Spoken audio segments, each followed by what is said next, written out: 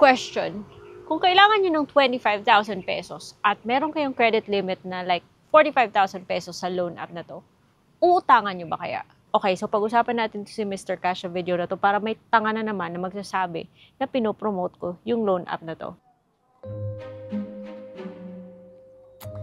Ako tong si Mr. Cash, oh. Text ng text. Sabi, 30% higher credit limit daw. Oh, Mr. Cash, huwag ka naman ganyan. Alam mo, marupok ako. Pinagbibintangan pa naman ako na nagpro-promote ako ng Ola. Kaya...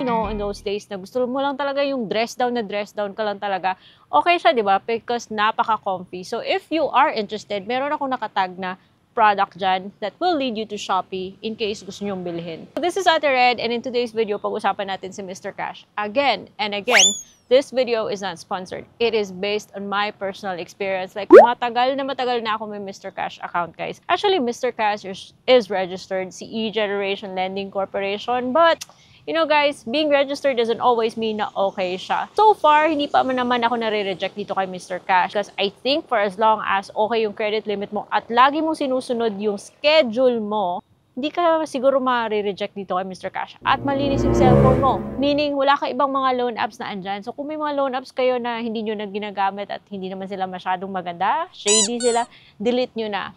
So, yun nga guys, pag-usapan natin si Mr. Cash because say for example, I need 25,000 which I do at ayoko siyang bayaran in 7 days. Gusto ko installment. Mr. Cash can offer you that.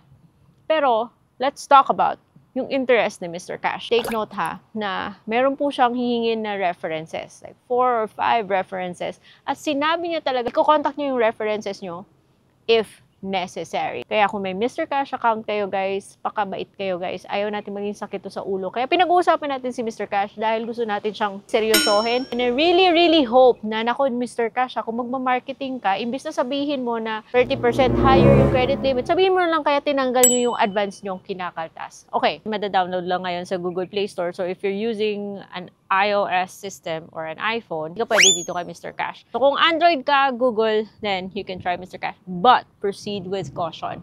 Even if Mr. Cash says na 0% yung first interest mo, yung first loan mo, pero kakaltas po siya guys, as high as 13%.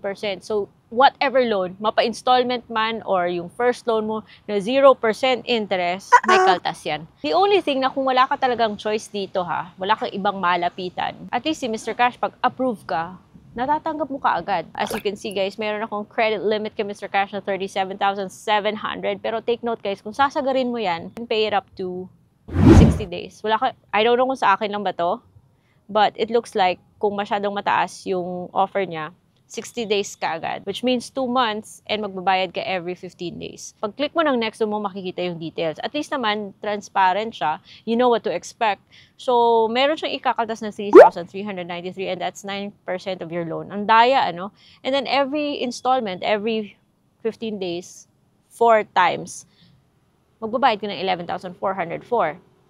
So, kung dun ka naman sa minimum niya, then may 60 days pa rin, pero maaaring lumabas yung 45 days. Because remember, na if you choose a longer term, mapapamahal ka sa total interest na binayaran mo. Always go with the least number of days as much as possible. But at least it's not 7 days. So anyways, pero kung say for example 60 days pa rin sa 6,000, so magbabayad ko 1,815, pero may kaltas pa rin siya guys. And kakaltas siya ng 9% of your loan. And with the daily interest of 0.35%. Every day yan. So, andyan po lahat. You can say na kung maliit yung term mo, parang okay na rin lunukin tong kinakaltas niyang 9% ha. But the bigger your term is, parang lumalaki, napapamahal ka sa interest at sa service fees. So, siguro, I could say siguro tanggalin na lang niya yung yung service fee niya para siguro maging a little bit okay siya. Doon na tayo sa 25,000 ha, because we're going to compare it with a much better loan app later on. So 25,000 kakaltas siya ng 9%, 2,250, and yung with the daily interest for the next 60 days at 0.35% per day, 5,250 yung mapupunta sa interest. Parang the total cost of borrowing money here is 7,000 plus. So ang mahal for a 2-month period or 60 days. And every installment, pagbabayad ka ng 7,562. This is not fair. So, kung meron kang ibang choice, iwasan si Mr. Cash. For me much better pa rin si Belize. Because sa kay Belize, guys, yung 25,000 pesos, at least makukuha mo siya ng buo. And magbabayad ka lang ng 6,908 every month. Gawin mo lang siyang 60 days to match the offer ni Mr. Cash. Yung babayaran mo is only 27,000 by the end of your term. It's much better than Mr. Cash because at least yung 25,000 nakukuha mo ng buo. In the end, mas maliit yung babayaran mo kay Belize in terms of interest and very, very small service fee.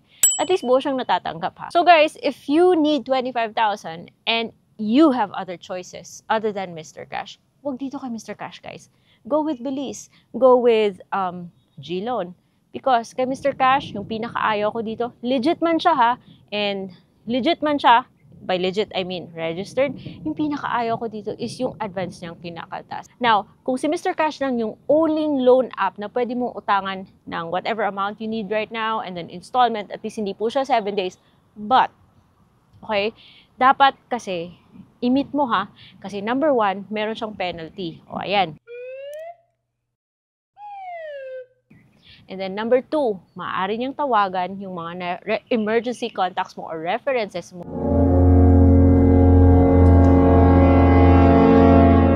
Kung hindi ka sumasagot sa mga calls niya.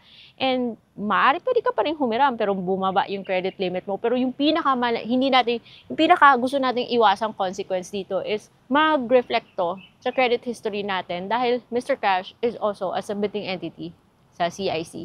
So, kung na-late tayo, hindi tayo nakabayad, nako guys, makikita to ng ibang mga online loan platforms that are legit. We don't want to burn bridges. So, I hope you learned something from this video. I will see you on my next vlog. And again, guys, if you like my shirt, meron akong tag products dyan for those dress days na gusto nyo loose and comfy. And kung hindi pa kayo subscribe, guys, subscribe kayo sa channel ko. I'll see you on my next vlog.